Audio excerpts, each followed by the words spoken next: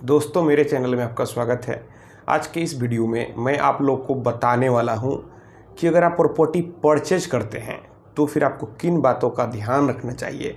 दोस्तों, यहां पर अभी के समय में अधिकतर जो प्रॉपर्टी खरीद रहे हैं, बेच रहे हैं, उन्हें यहां पर इनकम टैक्स से नोटिस आ रहा है। तो फिर कल को आप किसी भी परेशानियों में ना फंसे, इससे अच्छा है कि आप प्रॉपर्टी परचेज करते हैं तो फिर आपको पहले ही कुछ बातों का ध्यान रखना चाहिए, नहीं तो फिर कल को आपको परेशानियों का सामना करना पड़ेगा। सबसे पहली बात कि अगर आप कोई भी प्रॉपर्टी परचेज करते हैं, सेल करते हैं, तो फिर आप अपना इनकम टैक्स रिटर्न जब फाइल करवाते हैं तो फिर आप अपने सीए से या फिर इनकम टैक्स के एडवोकेट से आप अपना पूरा ब्यौरा उन्हें दें कि आपने प्रॉपर्टी कितना में परचेज किया। आप उन्हें बताएं कि यहाँ पर आपने प्रॉपर्टी परचेज किया है या फिर सेल किया है। फिर वे इनकम टैक्स में सारा चीज़ मेंशन कर देंगे। फिर यहाँ पर आप सेफ जोन में चले जाएंगे। आपको यहाँ इनकम टैक्स डिपार्टमेंट से नोटिस आने के चांसेस कम हो जाएंगे।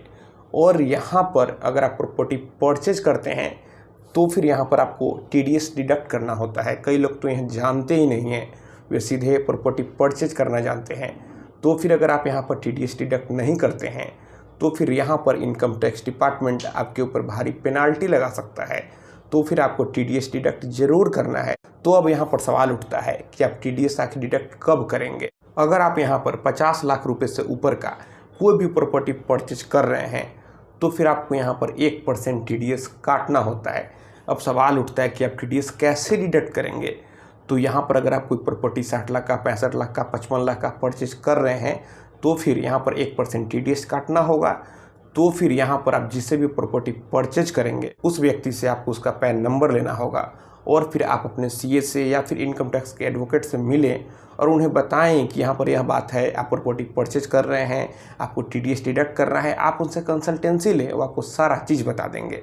यहाँ पर आपके प्रॉपर्टी का स्टैम्प वैल्यू या फिर सेल वैल्यू जो भी ज़्यादा है उसी के अकॉर्डिंग आपको 1% टीडीएस डिडक्ट करना है। और अगर आप ऐसा नहीं करते हैं तो फिर 8 वर्षों के अंदर तक नोटिस आ सकता है। जैसे कि अगर आपने 4 साल पहले प्रॉपर्टी खरीदा और आपने टीडीएस डिडक्ट नहीं किया तो उस डेट से 8 साल के अंदर तक यहाँ पर इनकम टैक्स डिपार्टमेंट स्क्रूटनी कर सकता है और आपको नोटिस दे सकता है। फिर यहाँ पर आपके ऊपर पेनाल्टी भी लगा दिया जाएगा और प्रतिदिन के हिसाब से 200 रुपये फाइन भी लग जाएगा। जैसे कि अगर 4 साल बाद नोटिस आता है तो फिर 4 साल में 200 रुपये प्रतिदिन के हिसाब से और साथ ही साथ इस पर इंटरेस्ट भी। तो सोचिए आपको कितना परेशानियों का सामना करना पड़ेगा। इससे अच्छा है कि आप कोई भी प्रॉपर्टी परचेज करें तो फिर आप यहाँ पर किसी सीए या फिर इनकम टैक्स के एडवोकेट से सलाह लें और फिर आप यहाँ पर टीडीएस डिडक्ट जरूर करें ताकि कल को भविष्य में इनकम टैक्स डिपार्टमेंट से कोई भी नोटिस आपको नहीं आए। तो दोस्तों, मैं आशा करता हूँ आपको यह वीडियो पसंद आई होगी।